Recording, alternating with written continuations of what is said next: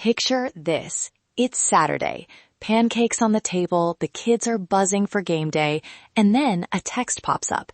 Did you see the photos?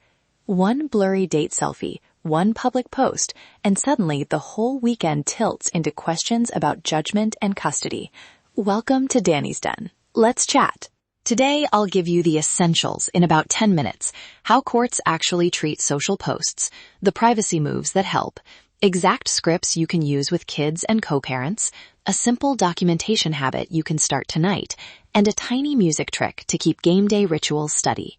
First, the legal side. Courts aren't trying to shame anybody. What judges actually look for is simple: pattern, intent, and demonstrable harm.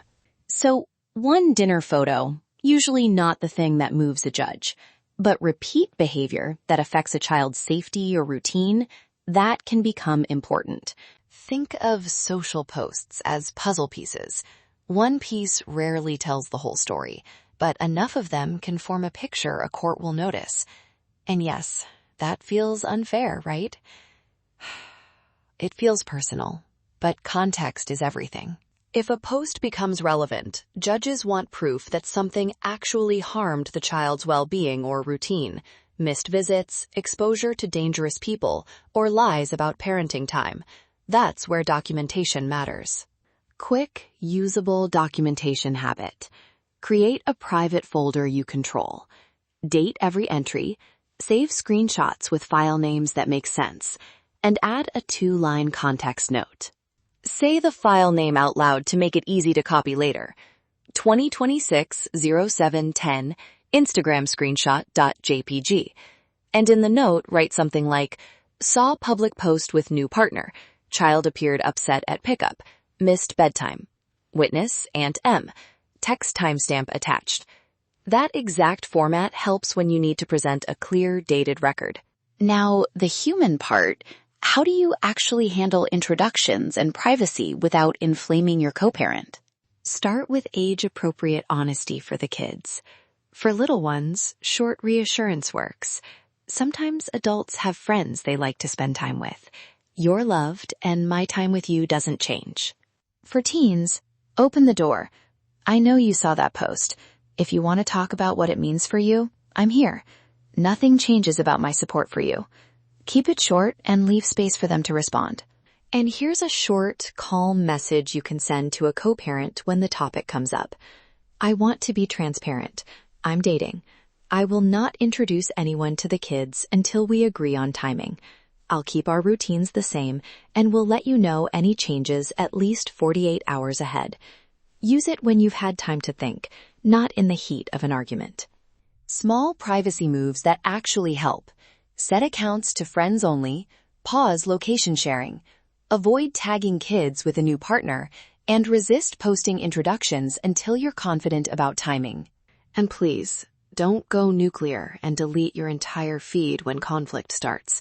Sudden deletions can look suspicious. Preserve what you can and explain changes calmly if you need to.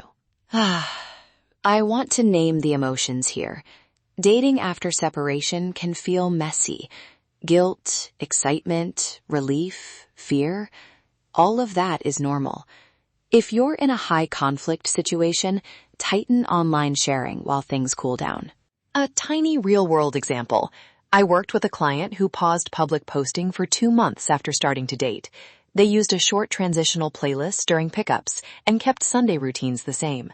The kids settled faster, and the client's good faith steps ended up being useful when the case needed context.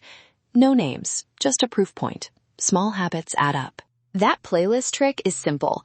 Build a 10-minute transitional mix, a couple of calm R&B or hip-hop slow jams, one comforting late 90s track, and play it during pickups or before bed to signal our routine is back. Little sensory cues help kids know what to expect. Quick checklist to screenshot.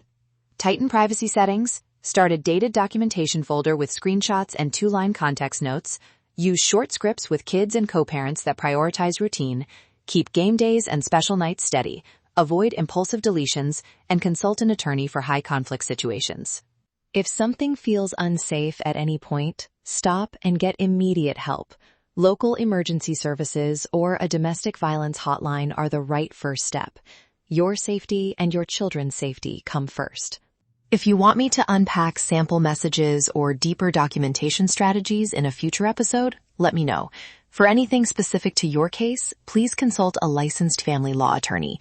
Public episodes like this are general information, not personalized legal advice. Thanks for spending time in the den. If this helped, subscribe for more practical templates and quick legal explainers. For case-specific help, email Danielle at thelegalassistancecenter.net to request a free 30-minute consult.